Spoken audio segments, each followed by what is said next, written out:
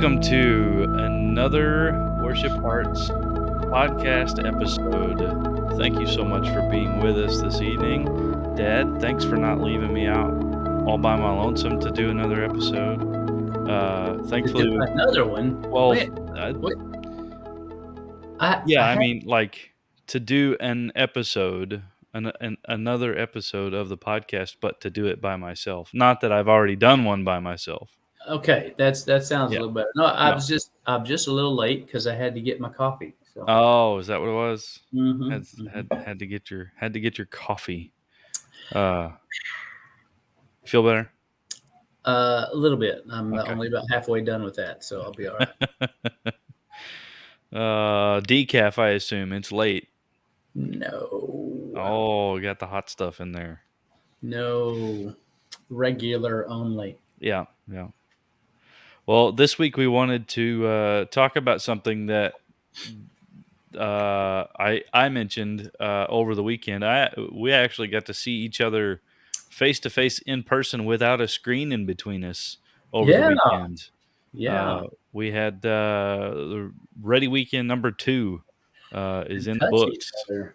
Yeah, Yeah, yeah. That was a lot of fun. it was a lot of fun. It went well. I got to go to this one. I wasn't sick, so Yeah, and we had it at Noelle's church well, not her church, but the church that she's at as the worship pastor. yes, Western Oaks, the fellowship at Western Oaks. that's it. I got to get all the A names Church in of the there. Nazarene. Yeah, Yeah, yeah. yeah. Make sure you get all that right. So, yeah. But yeah, no, it was good. We had pretty good turnout and had some fun discussion and Had some great discussion.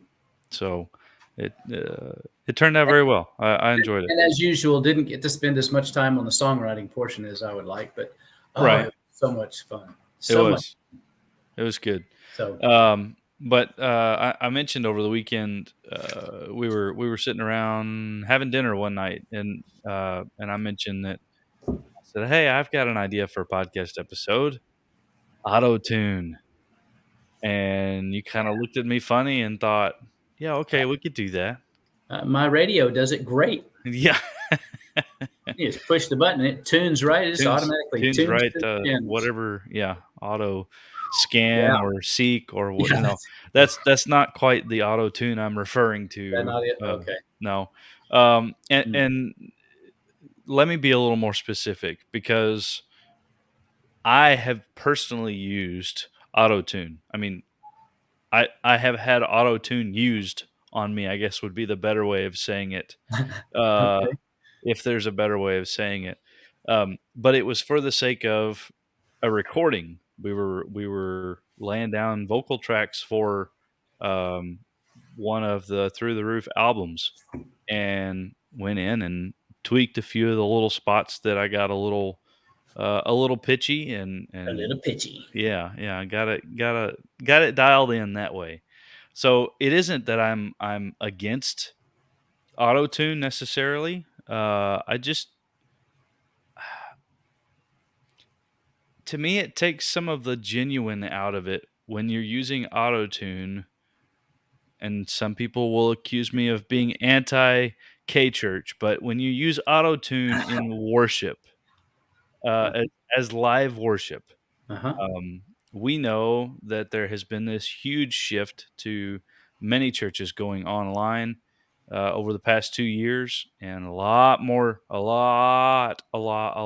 churches are doing online services, Yes. or at the very least, they are broadcasting and or recording and uploading later their services Right. to the interwebs, um, and I have noticed that with some of the churches that had already I'm gonna refrain from calling any names. There is one church in particular that I have noticed it, but I'm sure that there are others. Uh, hmm but The authenticity, I think, is a word that can be used in the process of worship when it comes to live worship, yeah, and even when it comes to the production of live worship, how much of that is what would it's just it's a tough one to explain. And so we're gonna ask what listeners we have, Yeah. what audience we have, the pros and cons of what you think ought to take place, and give us your thoughts on using autocorrect, live autocorrect, versus it being in post production elements, or even in just a simple recording element. Um, so, because there's a lot of live videos that are done um, in worship settings, but then they have gone back because most of the big recording capable churches and settings, um, they're all digitized, and so in that Yeah. whole process, they already know the tempo, they already know the click tracks, they already know, and so they are singing and presenting their live worship in the same melody, in the same clock, in the same digitalization as what they would do the recording itself. And so it makes it a whole lot easier for them to quantify it in the aspect of hooking them together and making them work for a later production of a live worship video. Yeah. And I guess and I don't know if we can quite lump this in together, but tracks and things like Mhm. Ableton that can layer in these additional Right, instruments and additional, right, but also the structure and the confines that creates too within worship, right. creates its own beast. But yeah, it just in particular with the auto tune, like I'm all about, and we've said before on the podcast, we said it over the weekend. I'm all about eliminating distractions, right? Yes. There's an opportunity to eliminate those to eliminate a distraction, then let's feasibly do that. Um, but Hmm. this seems like, and I guess by that I mean, yes, someone singing off key could be a distraction, and it could be a big Absolutely. distraction. But if you're at one of these mega churches, you've been hired because you can sing well. Typically speaking, yes. Yeah, yeah, that is the goal. Yes. Yeah, so then to layer in the auto tune and to have that, sometimes it's almost unnoticeable, but there have been times when I'll, watching a YouTube video of live worship, and maybe that's a part of the issue is that it is a live recording kind of a thing, uh, Yeah. but I can hear that edge to their singing. It just it's an extra sharp drop between the vocal tones, and it to me, that could be as much a distraction as someone singing off key. And it can be the. I think the real well, part of the problem is Matthew, is you've been gifted with an incredible ear for production of music and video and capabilities of being. So you hear those things Yeah, um, uh, to the regular person.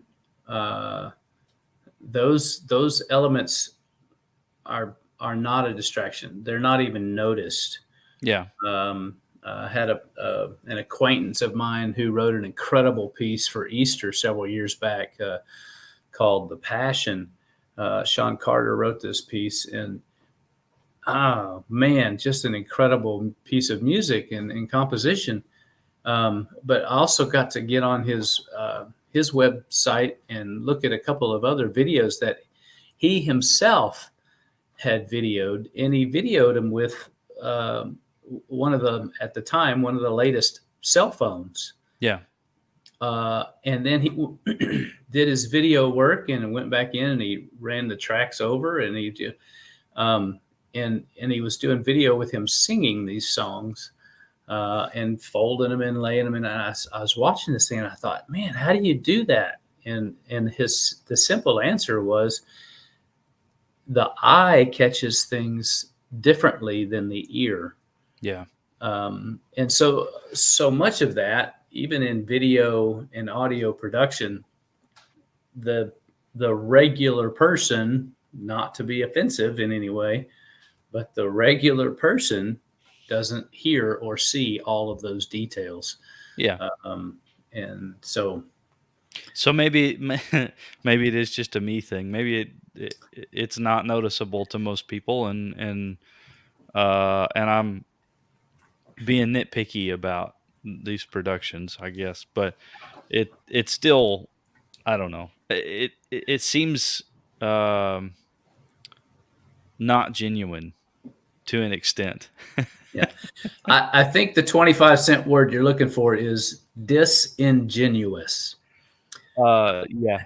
And and so that's where a lot of this is, and that goes along with the authenticity of it. And so I think it really has a lot to do more with what is the purpose of the video. Yeah. What is the purpose of the worship?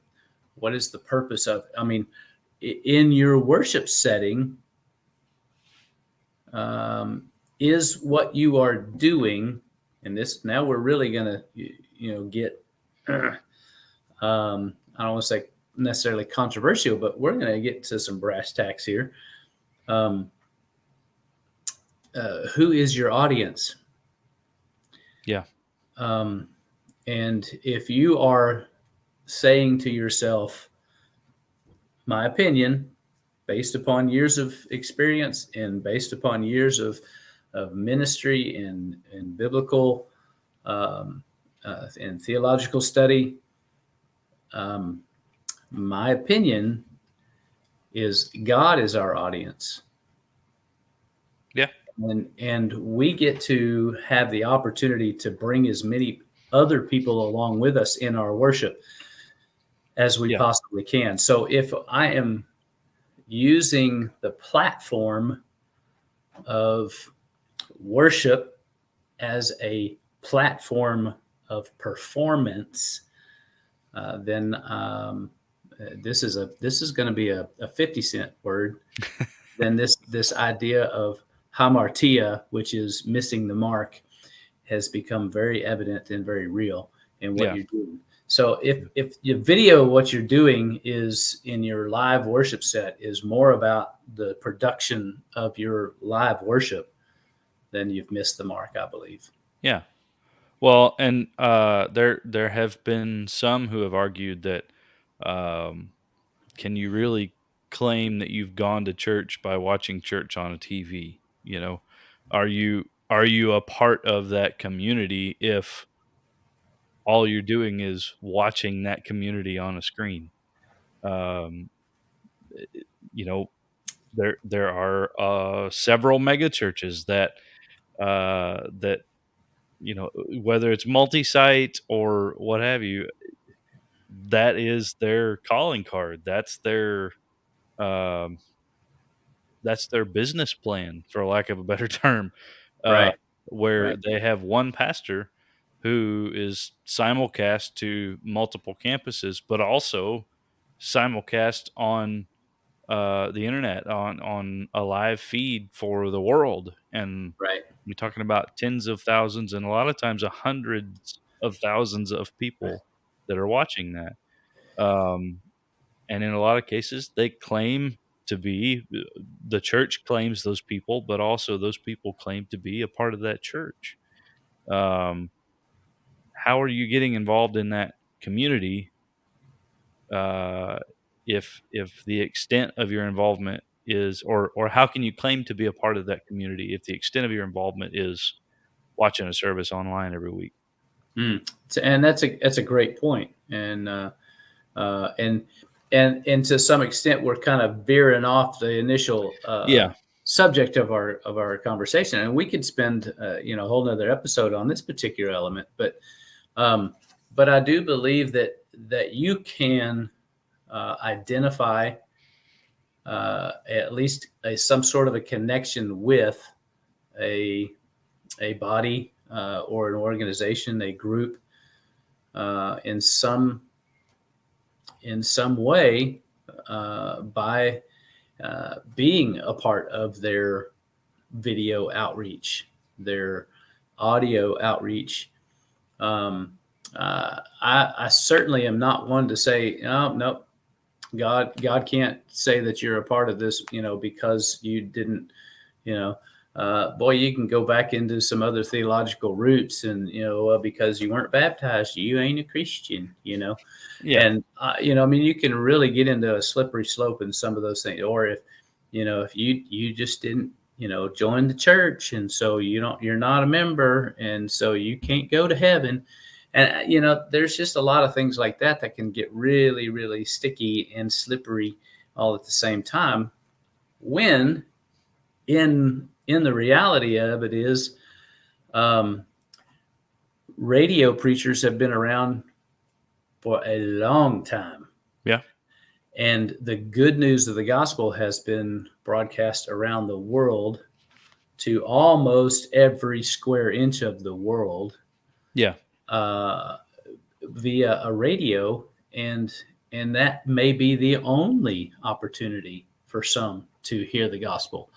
So there has to be, at least on my part. I mean, I'm going to say, okay, yeah, you can claim that. Yes, you could be a part of that. Yes, and by all means, be as much of an active part of that as you possibly can, via radio, internet, or video, or whatever it is. However you can stream it, however you can get it into the faces of the people that you're living with and loving on. By all means, let them hear and see the gospel of Christ. Um, I think we have a big enough God who can sort all that out, Yeah. and who can, even in this conversation of the the disingenuousness of a live worship recording. Um, you know, um, it is. I think the real question there becomes: are the participants who are involved in that disingenuine? You know, Mm. are they the ones that are not really presenting themselves as authentic? And again, that's a question that only God can answer, uh, Right. and only they can answer in that process. Right. So Right. so a lot of that, I mean, I can be accused of the same thing, saying, you know, uh, there are some gateway drugs that you just shouldn't be involved in. Right. But coffee is not one of them. I mean, there's things like that caffeine, does it? Yeah, well, I've been doing this for 50 years. No, it doesn't affect me. Believe me, when my head hits the pillow tonight, I'll be out. You Yeah. know, Yeah. uh, so there's some things like that we can get nitpicky on, but I don't. Uh, for me, I really like even the bumps and bruises and scratches and dents and dings uh, of an imperfect worship set and an imperfect worship setting, Yeah. because I know that people are people, and it may just simply be because I flubbed it up yesterday morning, or I flubbed it up on Wednesday night practice, or I just really messed it all sideways and backwards, and started in the wrong key, and gave the musicians the wrong, music or whatever. I, Yeah. to me, that's a part of the genuine and the authenticity of a group getting together to worship God and trying to lead others into the same presence of God that they're in. Yeah. Yeah. That makes sense. Makes sense. Um, and yeah. If you're involved in something like that, by all means, the purpose of it is to get the gospel out. Well, Uh, sure, the very absolutely. the very least is to present the gospel through. I think I might have shared this several weeks back. In the aspect, I had somebody ask me the year I was being ordained. Well, I'm a youth pastor. Well, they asked me if I ever thought about preaching. Yes, that's what I do. Yeah. Yeah. And then I was also a worship pastor. And well, have you thought about preaching? Yes, that's what I do. I just use music to do it. You Right. know, Right. that's the avenue in which I present the gospel. And here again, this is the avenue. And if you have the capabilities, you know, um, do it in a real setting. Do it with real people. Present it with real issues, and and come across as a real person, as a real setting, as if you want to do a radio recording, or if you're trying to do a book and have all of the pieces manuscripted, there's a place for all of that perfecting. Yeah. But sometimes I just think that we can get a little too, and again, distracted by the details of what we want to present, that we really come off as disingenuous. Yeah. Yeah. Well, and then I don't want to rabbit trail this too much, but there are I know country albums are the ones that come to mind initially, but Mhm. albums that the the recording is done in a concert space or a an intimate live venue, and uh well, live at the Apollo or live at such and such bar and grill at, some famous Right, spot that right. everybody sings at in Nashville or something, and they do a recording there because they want to capture that environment, that ambiance, Yeah, that exactly. particular echo bounce and the extra noises of the glasses clinking and stuff like that. Like, And the multiplicity of voices, yeah, yeah, Uh, yeah, but even to that extent, the genuineness of where you're located, of the environment that you're in, right? right, It's different than right, being in a studio that's, insulated from the right. ground so the vehicles outside don't vibrate the microphones, and, like, it's ridiculous what they do with studios these days, but, Yes, uh, yes, it's not meant to be a perfect sound. It's meant to be a genuine, authentic, environmental sound kind of a right, thing. right. And they sell the mess out of those Yeah, albums. yeah, yeah. Well, Uh, and it was several years back, when we still lived in Tyler, that was invited to be a part of a choir in a live recording yeah, for an album of a great man of God, great musician of God, and I was honored to be asked, and it was a great privilege to be able to go and enjoy that. Um, but we and I think we sang three songs over and over and over. And again, not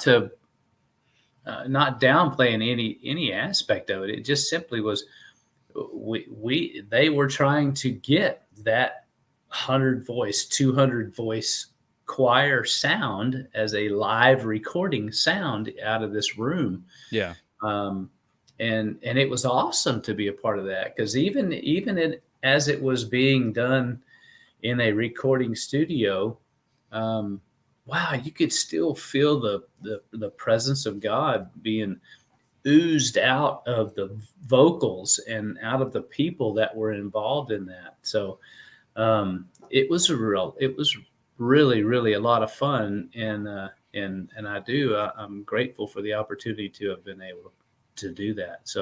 Yeah. Um, so Hmm. I don't know. Maybe we haven't come to any kind of conclusion this week at all with this conversation.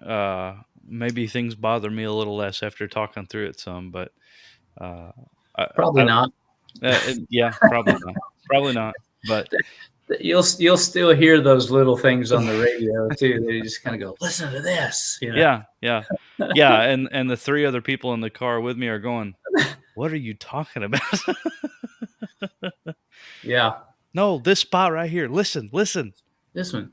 It's the extra hi hat. I, yeah. Anyway, Yeah. it It's is not what it anywhere is. else in the recording. There's It's 3 minutes and 28 seconds on this, and it happens once. yeah. I guess having an ear for those kinds of things is a blessing and a curse. Yes. Yes, it Uh, is. Yes, it is. So, oh my. I do remember I used to pick out it because everything is so digitized these days. It's a lot less common, but in the initial switch over from analog to digital, they were still figuring a lot of those things out. And mm, every once in a while, you could catch some different songs that would have, I mean, talking like fractions of a BPM, it would be off. And, yes. and if you were really paying attention, you could catch them. But Yes. uh, a couple of those that I would say, "Dad, listen to this," or "Mom, listen to this. Look, it's off. Yep. See, did you hear it?" Yep. Yep. Yep. "No, Matthew, I didn't hear it. What are you talking about?" Yeah. Anyway, well, um, we would love to hear from you, our listeners and our viewers. What do you think about the whole auto tune in worship? What do you think about the worship production elements? Yeah. Um, the live recording, as they're called, when, like you said, Dad, they're doing the same thing over and over and over and over again, trying to get it to sound as good as it possibly can as a live recording. Right. Um, how does that come across to you? Um, Leave us a comment below, or shoot us a message. You can email us at messageworshiphearts@gmail.com. And if you have any suggestions for what you'd love to hear our opinions about, or hear some discussion from us about, you can also send us an email there as well, Yeah. messageworshiphearts@gmail.com. But yeah, I Now, no I answers would this evening. no answers, but I will say this here is I do not doubt ever the sincerity and the genuosity or genuineness of the authenticity of the participants in a live recording setting. Sure, So, sure. I mean, I think of several YouTube videos that are hanging on out there right now that are just some incredibly moving, Yeah, spiritually moving pieces that have been produced and publicated with great videography and cinematography and audiology, with all of those things. And so I'm sure it took them several takes to get all of the video shots that they wanted and all of that stuff. And so, yeah, with all of that and all of the issues that are being done, I do not ever doubt the genuineness of the participants in those types of settings. So, yeah. Yep. uh, uh, but not even going to say that. It just that's what it happens, and so I don't doubt their sincerity. So Yeah. Fun stuff. Well, thank you for indulging me this evening with uh, our random discussion topic. absolutely, And thank you all for listening and viewing and watching this week. like I said, if you want to jump in on this discussion, leave us a comment. And until next time, thanks so much for listening. We'll see you next week. Bye now.